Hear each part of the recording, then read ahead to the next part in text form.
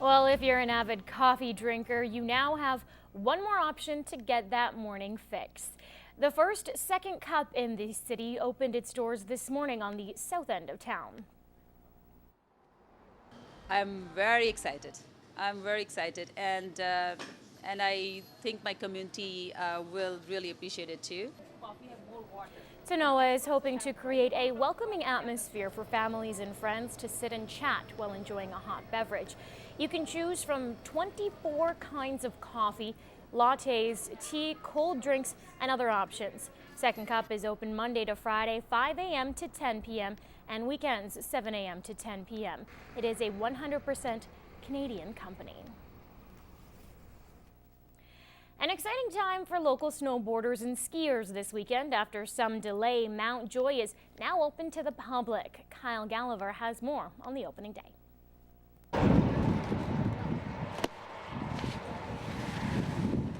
Local downhill enthusiasts finally had the chance to strap up and hit the slopes this weekend as Mount Joy opened for business. And with the weather we've been seeing here in the border city lately, conditions couldn't be better. Well, we have had the best snow that we've ever had in a long time. It's awesome. It's great out here. There's lots of snow. Mount Joy is one of the only ski hills in our area, and residents appreciate having a place to ride that's so close to home. We got a place to go that isn't like 8 hours away in the mountains or isn't somewhere in Saskatchewan or nothing, too far away or nothing. It's pretty sweet to have some local. The hill expected to be running by December, but a few delays pushed the opening to Saturday. If the packed parking lot was any indication, people didn't seem to mind the later start. It was excellent to see so many people come out on the first day. We had some hiccups with our equipment.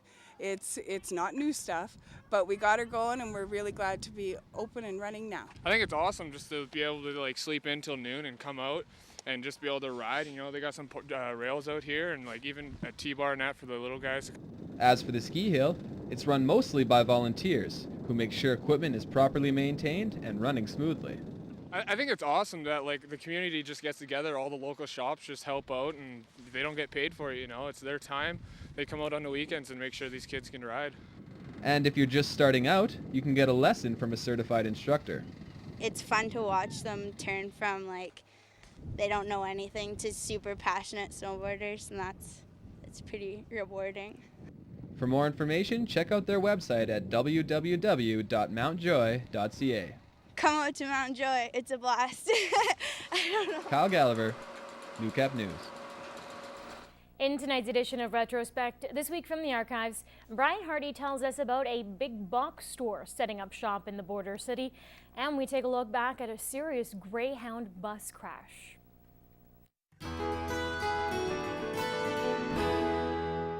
It's January 1999 and the King of Box Stores announces plans to set up shop in the border city. Believe it or not, the rumor is true. Walmart is coming to the border city. The company says their new store will bring many jobs to Lloydminster. When the store opens to the public in the fall of 1999, we expect it to employ more than 180 associates. But how do border city residents feel about the new store? I think it's actually a pretty good thing. It'll bring jobs into the city and stuff like that. I've heard comments from people in the United States that said that when Walmart moves in, all the small businesses are destroyed. Some of the businesses in this town, their service seems to lack.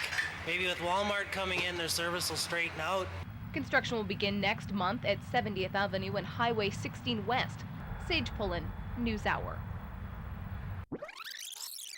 This week in 1994, poor weather was to blame for a Greyhound bus crash just east of Lloydminster. Rescue crews and RCMP were busy earlier today when a Greyhound bus heading for Saskatoon smashed into the back of a semi-trailer, ending up in a ditch 6 miles east of Lloydminster. All the passengers aboard the bus were taken to the hospital for observation, with 5 people having injuries serious enough to have them admitted. The driver of the semi-trailer says he was slowing down to make a left turn when he was suddenly smashed into from behind. He also feels the weather conditions are to blame for the accident. I guess the snow was swirling up so bad that he couldn't see nothing. Probably got blinded in it. It's not safe out here when it's like that. Jim Unger, NewsHour. Join us next time when the Olympic torch runs through the area on Retrospect, this week from the archives.